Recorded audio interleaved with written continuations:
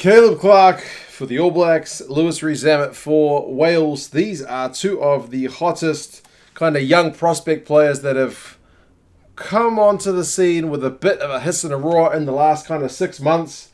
Interestingly, these guys have played virtually the same amount of games. Clarke's got 5 tests for the All Blacks, 1 from the bench. Rees-Zammit's got 6 for Wales, 1 from the bench. So in this video, we're going to have a look at both players, their playing records. We'll compare them to see which guy is strong in which area compared to the other. And at the end, we'll have a look and compare their individual contributions to their teams to see where they are really putting their best foot forward. This might be an interesting one to look at in, 4 years or 5 years, to look back to see which guy has kind of gone on. Because at the moment, they look like they could both go and cement themselves as long-term prospects for both of their sides, like regulars for both their sides. But with 5 and 6 tests respectively, they still aren't quite there yet. But anyway, we'll go through the numbers, we'll compare the two guys, and then the overall contributions. We'll start with just the physical state of these two guys. They're both pretty big blokes. Rees-Zammit, he's 20, but I think he's just turned 20. He got his debut when he was 19. Caleb Clarke's a year older at 21, but I think next month, as I record this video, he's going to turn 22. So the age gap isn't quite as close as it appears, but it's not too much. They're kind of both in the same ballpark.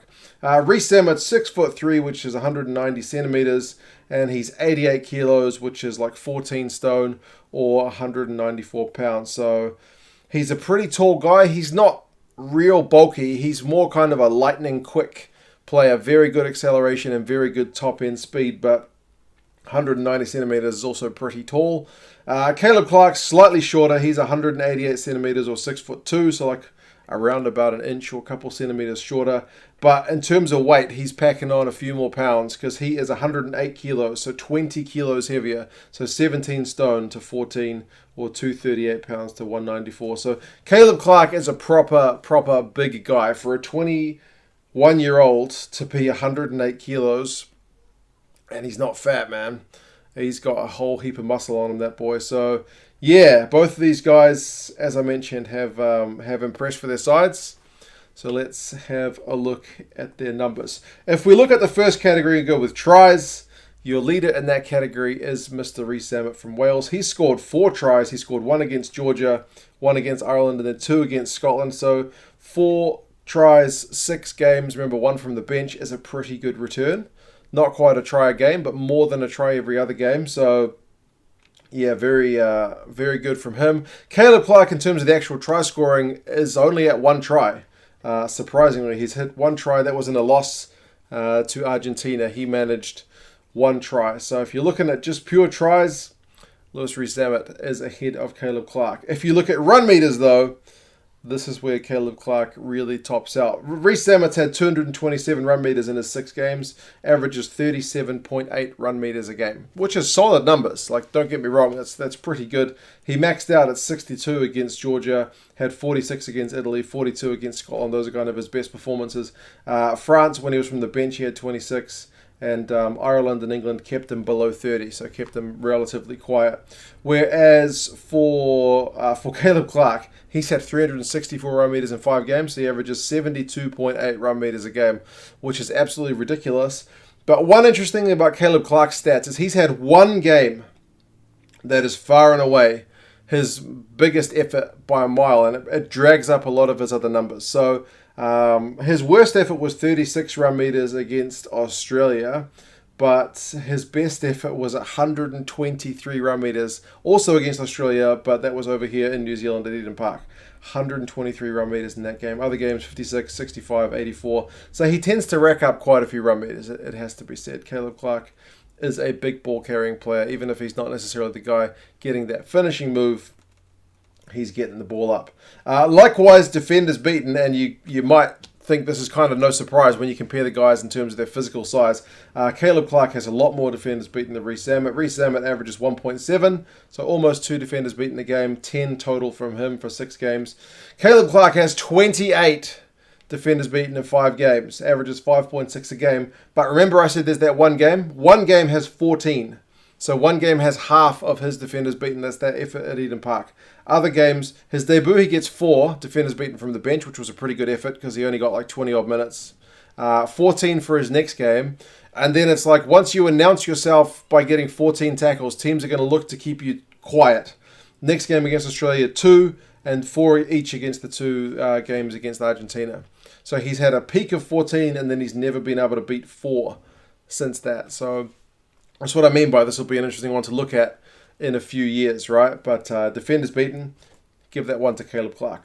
Now, clean breaks, they're actually relatively even. You could call it a draw. It's 1.7 to Rees-Zammit, 1.6 to Caleb Clarke in terms of average clean breaks per game. Caleb Clarke's had 8. Rees-Zammit's had 10. Rees-Zammit's played one more game. So it's kind of much of a muchness. The most Rees-Zammit's had in any one game was 3. The most Caleb Clarke's had in any one game is 3. So they're pretty even in terms of the clean breaks. Passes, they are also pretty even. Exactly even if you round the numbers to 1.8 each. So they're not huge passes of the ball. Wingers, it's not their primary job. They certainly need to be able to pass, especially a nice little offload at the end if you've managed to kind of draw that last defender and you've got a nice support runner coming, maybe a halfback or somebody like that. And that is one where Rees-Zammit actually does have a clear numbers advantage over Caleb Clarke. But I mean, the sample size is still pretty small. Rees-Zammit's thrown 3 offloads in his career at international level. Caleb Clarke, just the 1. So Rees-Zammit averages an offload every other game, whereas Caleb Clarke's like at 0.2. So 1 offload every 5 games, exactly, because that's his record. So, I mean, you can kind of make of that what you will. Like I said, it's not his primary job, either of their primary jobs, but they're passing about the same amount, with Rees-Zammit more likely to offload. What about in terms of their security? Obviously, for coaches, you don't want guys who are going to cough up the pill very easily. In that regard, Caleb Clarke is a slightly safer pair of hands. He has had 5 turnovers conceded in his test career. He's played 5 games, so that's once per game. Lewis Rees-Zammit has had 9 turnovers conceded, remember, in 6 games, so 1.5. So he is, I guess, what was that, 50% more likely to cough the ball up than Caleb Clarke. But still not huge numbers either way. Try assists, though, Caleb Clarke is yet, and it seems surprising because I feel like he's been a key man, at least in that Eden Park game, of setting up some tries. But he's not the guy to deliver that final pass. He's not registered a single try assist in his career with the All Blacks, yet Lewis Rees-Zammit has had 2. So advantage to Lewis in that one. Maybe that's that offload. And also tackles. Now, tackles is kind of a hard one as well. I mean, you could say about run meters and passes and whatnot. If your team doesn't have the ball, you're less likely to make passes. And if your team does have the... Wait, what did I say? If your team doesn't have the ball, you're more likely to make tackles. And if your team does have the ball, you're more likely to make passes.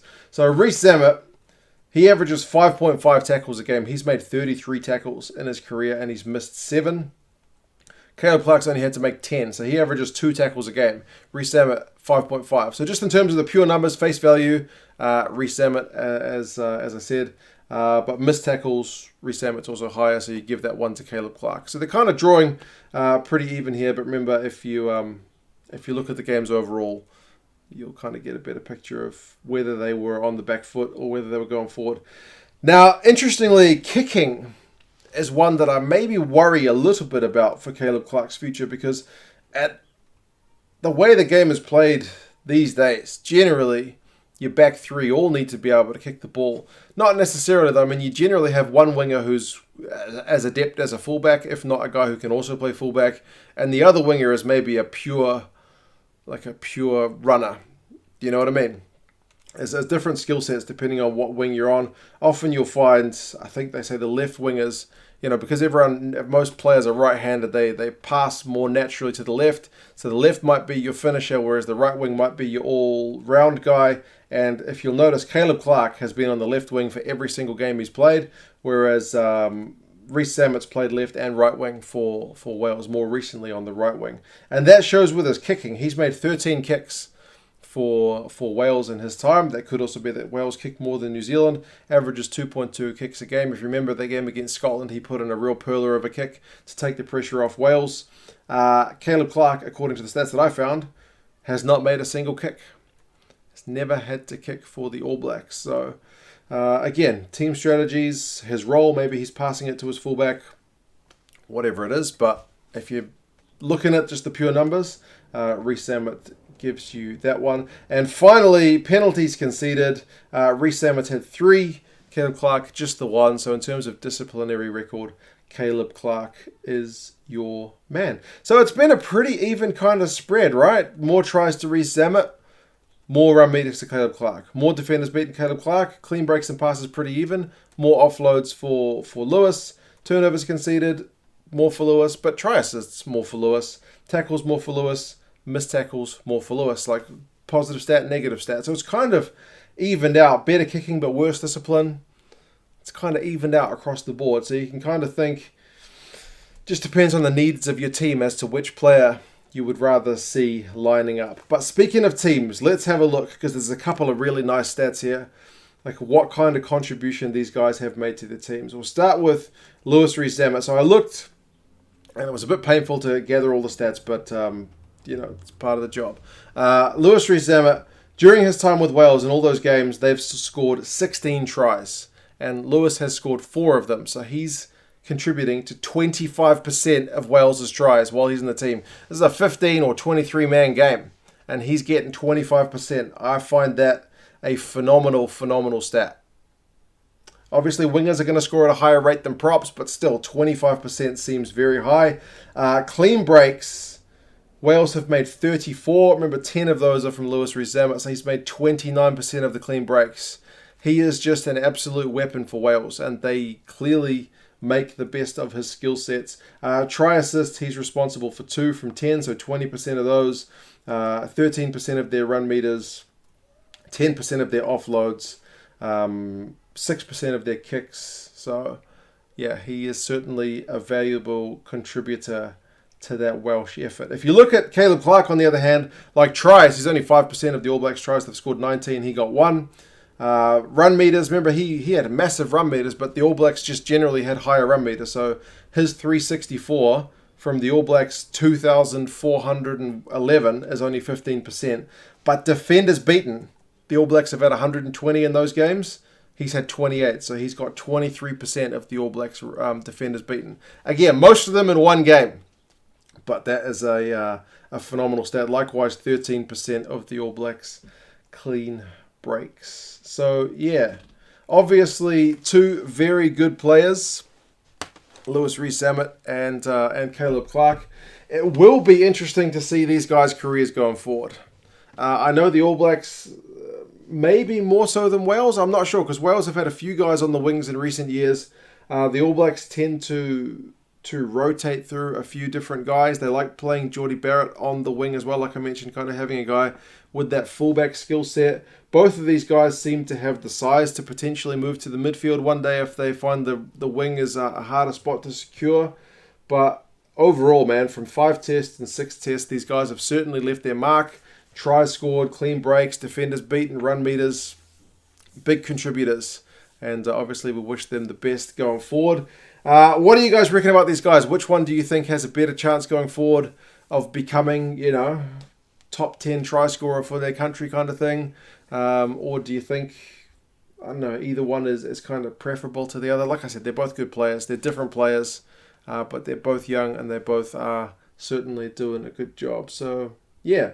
Hope you guys enjoyed that, man. It took me a little while to get all the stats ready. If you do appreciate the videos, I'll put the link in Patreon in the description. Remember that one's you can jump on there to support the channel. Share the videos, comment on the videos, like the videos, man. It all helps out greatly. And yeah, you guys take care. I'll talk to you again soon. See you later.